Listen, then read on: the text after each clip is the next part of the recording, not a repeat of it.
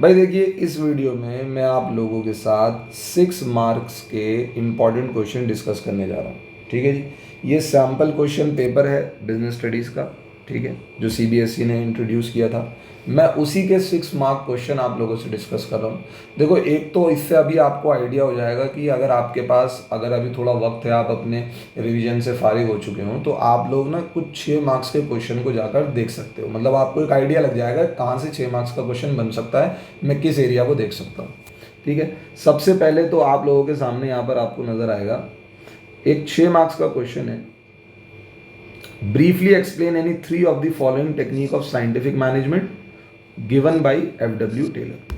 भाई देखो, scientific management की टेक्निक मैंने आपको कल की वीडियो के अंदर कराई थी। अगर आप लोगों ने उसे नहीं किया हो तो आप उसे जाकर देख सकते हैं। समझ आई? मैं लिंक डिस्क्रिप्शन बॉक्स में डाल दूंगा।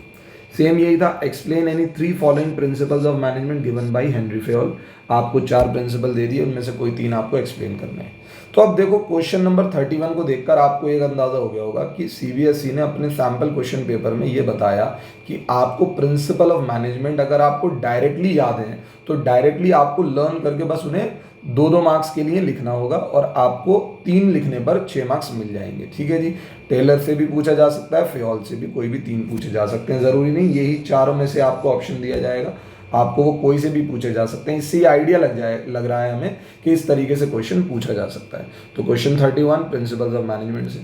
अब क्वेश्चन नंबर 32 पर आते हैं। देखो, क्वेश्चन नंबर 32 देखते हैं। क्वेश्चन नंबर 32 बेसिकली किस चीज़ के लिए?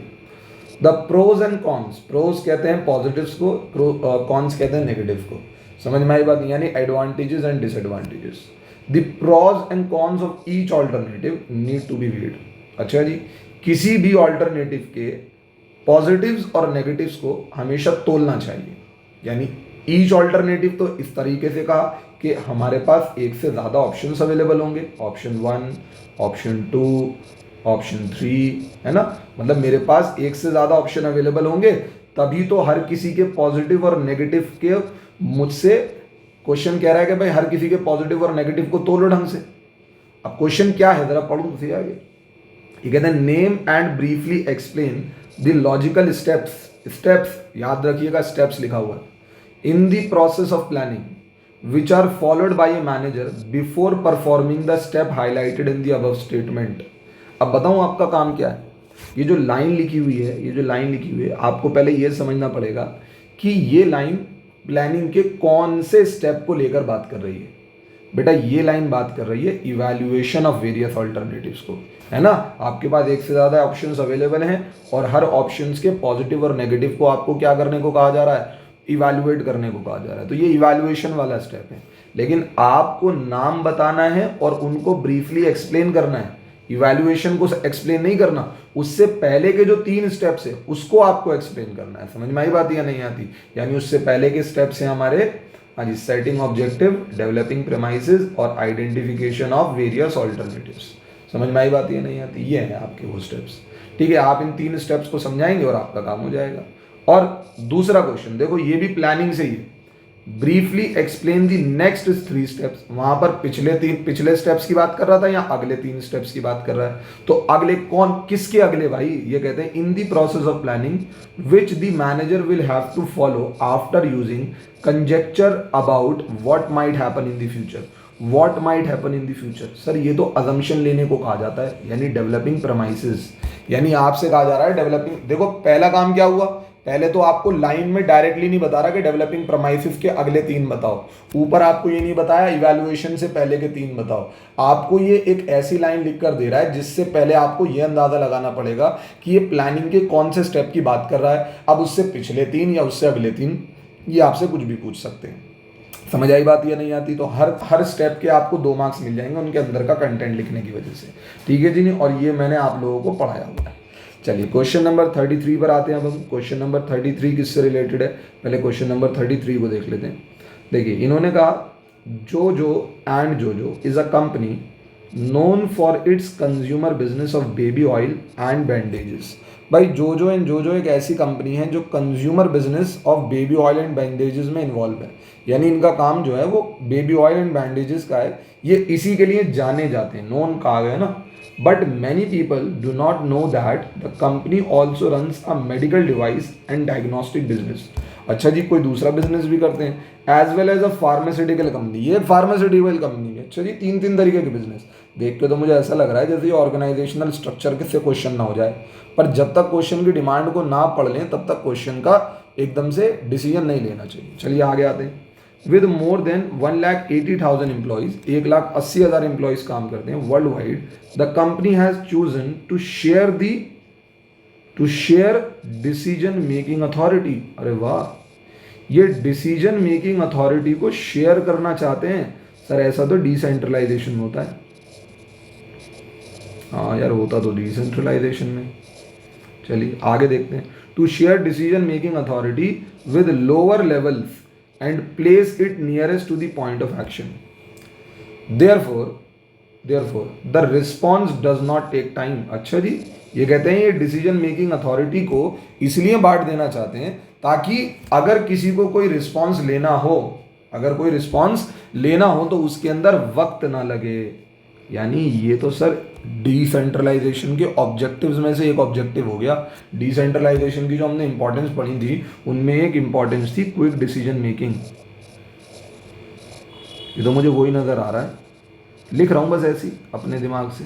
आगे बढ़ता हूं। This propagates the believe that, यानी अगर ऐसा हम करते हैं तो इसकी वजह से क्या होता है, दिस प्रोपोगेट, इसका रिजल्ट क्या आता है, इसका रिजल्ट ये आएगा, believe that people are competent, capable and resourceful who can get chance to prove their abilities.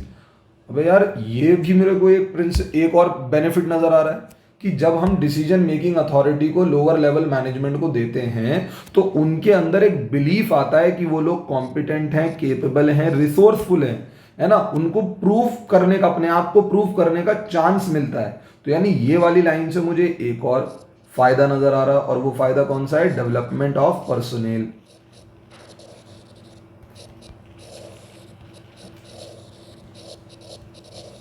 है ना। फिर उसके बाद इन्होंने और क्या लिखा, and enables the company in identifying, मतलब ऐसा करने की वजह से ये कंपनी को इस बात के लिए और इनेबल करता है कि कंपनी क्या कर सकती है, कंपनी आइडेंटिफाई कर सकती है ऐसे एग्जीक्यूटिव्स को who have the necessary potential to become dynamic leaders. यानी अगर हम डिसीजन मेकिंग अथॉरिटी लोगों को देंगे तो कंपनी को कुछ ऐसे लोग भी मिलेंगे जिससे हमें पता लगेगा कि यार ये कंपनी जो है वो डायनेमिक लीडर, मतलब ये बंदे एक तरीके का डायनेमिक लीडर है। भाई जिंदगी भर अगर रोहित शर्मा से कैप्टनसी कराते रहेंगे तो हमें कैसे पता लगेगा कि Hardik Pandya is also a good captain. समझ में आई बात। यानी वो बंदा भी सही वक्त पर सही डिसीजन ले सकता है। यानी आपको डिसीजन मेकिंग अथॉरिटी को थोड़ा क्या करना पड़ेगा, बांटना पड़ेगा। समझ में आई बात। यानी सर ये भी मुझे डिसेंट्रलाइजेशन का कोई बेनिफिट नजर आ रहा है। ये कौन सा बेनिफिट है, ये है develop initiative among subordinate, develops initiative among subordinates. मैं उम्मीद करके चल रहा हूं आप लोगों ने डिसेंट्रलाइजेशन की इंपॉर्टेंस पढ़ी होंगी, और अगर आपने नहीं पढ़ी तो अभी जाकर डिसेंट्रलाइजेशन का कॉन्सेप्ट और उसकी इंपॉर्टेंस पढ़ो। देखो किस तरीके से क्वेश्चन आ रहा है, मैं बता रहा हूं आप लोगों को। ठीक है जी, आगे जाते हैं। और कुछ मिलता है क्या। फिर ये कहते हैं so that the checking required on decision taken by lower level management is that least. ठीक है। फिर ये कहते हैं this makes it possible to evaluate performance at each level and each department can be individually held accountable for their result. यानी जब हम decision making authority सभी डिपार्टमेंट को अलग अलग बांट देंगे तो अब सभी डिपार्टमेंट ना टॉप लेवल मैनेजमेंट को किसी चीज के लिए जिम्मेदार नहीं कह सकते।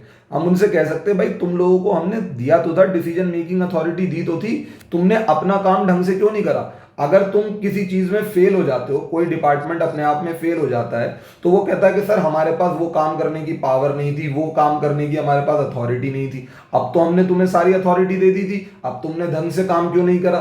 तो अब जब हम लोगों को पावर दे देते हैं, लोगों को कंट्रोल दे देते हैं, तो हमें पता लगता है कि कौन बढ़िया है और कौन बेकार है। यानी ले देकर आपको क्या पता लगता है, आप एक तरीके से बेटर कंट्रोल कर पाते हो, है ना। आप अपने लोअर लेवल मैनेजमेंट को बेटर कंट्रोल कर पाते हो। तो मुझे तो देखो भाई 4 बेनिफिट ही नजर आ गए किसके, एक तरीके से डिसेंट्रलाइजेशन के। अब देख लो आप क्वेश्चन भी क्या है, by quoting the lines given above identify and briefly explain the benefit of concept discussed above. देखो भाई, सबसे पहले तो आपको कॉन्सेप्ट क्या है, कॉन्सेप्ट है डिसेंट्रलाइजेशन। मैं आपको बता देता हूँ इसका आंसर जाएगा कैसे। डिसेंट्रलाइजेशन, उसको थोड़ा सा एक्सप्लेन कर दिया, फिर उसके बाद आपको क्या करना है, आपको हेडिंग डालनी है बेनिफिट्स ऑफ डिसेंट्रलाइजेशन, और फिर एक एक कर कर बेनिफिट्स ऑफ डिसेंट्रलाइजेशन की जो जो आपने ढूंढे हैं उनको लिखना है और बताना है कि उनको आपने कहां से ढूंढा। बस कोट नहीं करना, देखो क्वेश्चन ने सिर्फ कोट करने के लिए नहीं कहा, आपसे उन्हें थोड़ा सा एक्सप्लेन करने के लिए भी कहा है ना। उनको कोट करना है कि आपने ये कहां से लिया, और फिर उसके बारे में दो दो लाइनें भी लिख देनी है। समझ में आई बात या नहीं आती? आप अगर ऐसा करेंगे आपको 6 मार्क्स मिल जाएंगे। समझ में आ गए मेरे बच्चे? हाँ सर, समझ में तो आ गई। अब जरा क्वेश्चन नंबर 34। अच्छा, अभी तक हमने क्या देखा, एक क्वेश्चन आपका 6 नंबर से 6 मार्क्स में से कहाँ से आ रहा, प्रिंसिपल्स ऑफ मैनेजमेंट में। एक 6 मार्क्स का क्वेश्चन आपको कहाँ से आ रहा है भाई, प्लानिंग के प्रोसेस से आता हुआ नजर आया। एक 6 मार्क्स का क्वेश्चन आपको कहाँ से नजर आया भाई, मुझे क्या नाम है, ऑर्गेनाइजिंग में डिसेंट्रलाइजेशन से नजर आया। समझ आई बात नहीं? प्लानिंग में प्लानिंग का प्रोसेस, ऑर्गेनाइजिंग में और डिसेंट्रलाइजेशन। ठीक है जी, क्वेश्चन नंबर 34 पर जाएंगे तो 6 नंबर के क्वेश्चन खत्म हो जाएंगे हमारे। तो आखिरी 6 नंबर का क्वेश्चन देख लेते हैं सैम्पल क्वेश्चन पेपर में कहाँ से आया हुआ है। ठीक है, और जो एरियाज मैंने 6 नंबर में अभी आपको दिखाए हैं वो जाकर आप बेटा प्लीज जरूर जरूर करेंगे। ठीक है ना? चलो, question number 34। Choco limited offers a wide variety of chocolate products. It has an action program of not selling its product by their generic name but under different name like Choco Silk Bar, Choco Munchie, Choco Crunchy etc. for different customer segments. ये कह रहे हैं ये अपने नाम से नहीं बेच रहा है, अलग अलग नामों से इस प्रोडक्ट को मार्केट में बेच रहे हैं। ठीक है जी। All these names have great popularity and acceptability in the market. नामों की भाई नामों को बहुत ज़्यादा अहमियत दिया जा रहा है मार्केट के अंदर। चलो, अच्छी बात है।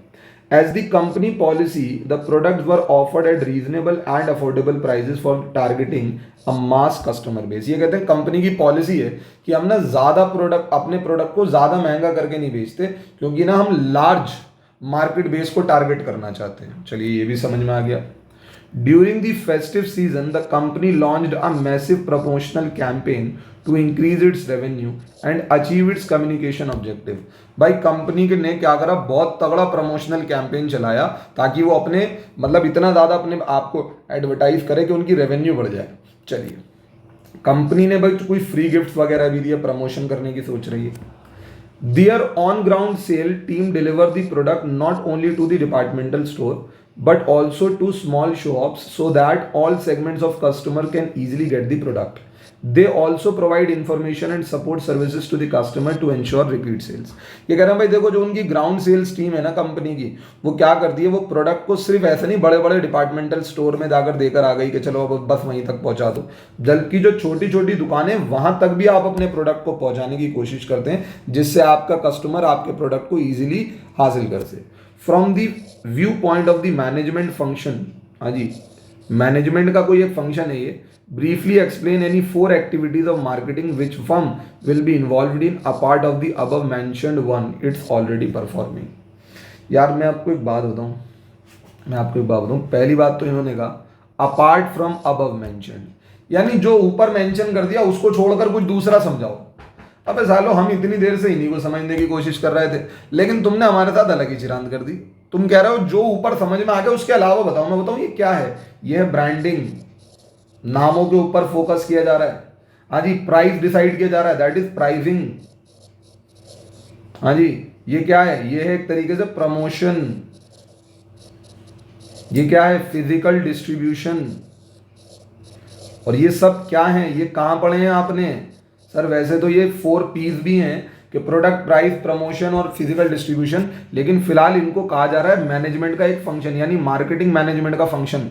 समझ में आई बात नहीं? और मार्केटिंग मैनेजमेंट के फंक्शन में बहुत सारी चीजें आती हैं। समझ में आई बात या नहीं आती?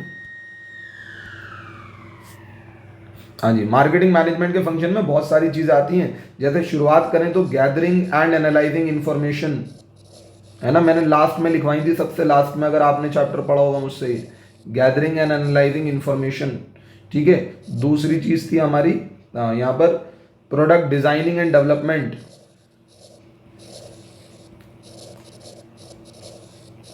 है ना, और भी दूसरे यार फैक्टर्स हैं। मतलब 10-11 लिखवाए थे। इन चारों को छोड़कर जो भी हैं आप लिख सकते हैं। समझ में आई? आप अपने नोट्स उठाइए और ध्यान से देखिए। यानी मैं आपको ये बता रहा हूँ कि मार्केटिंग में 6 नंबर में आपको मार्केटिंग फंक्शन से क्वेश्चन पूछा जा सकता है। आपको मार्केटिंग के अंदर जो मार्केटिंग मिक्स है उससे 6 नंबर से क्वेश्चन पूछा जा सकता है। अगर आपने अभी उसे प्रिपेयर नहीं किया तो आप उसे प्रिपेयर कर सकते हैं मेरे बच्चे। और मार्केटिंग मिक्स में वो जो प्राइस वाला पार्ट है ना, प्राइस, वो तो बड़ा इंपॉर्टेंट है भाई, है ना। तो ज़रा प्लीज़ ध्यान से अगर पढ़िए। मैंने आपको बता दिया 6 नंबर के क्वेश्चन किस किस एरिया से आपसे पूछे जा रहे हैं। अब आपको मैं अगली वीडियो में 4 नंबर के क्वेश्चंस बताने की ट्राई करूंगा कि आप 4 नंबर कहाँ से ट्राई कर सकते हैं। तो अभी फिलहाल इस वीडियो को पूरा करिए और जाकर इस पार्ट को जो इन वीडियोज में मैंने आपको डिस्कस करा है वो एरिया कम से कम ढंग से याद कर लीजिए। ठीक है जी, चलिए, थैंक यू सो मच।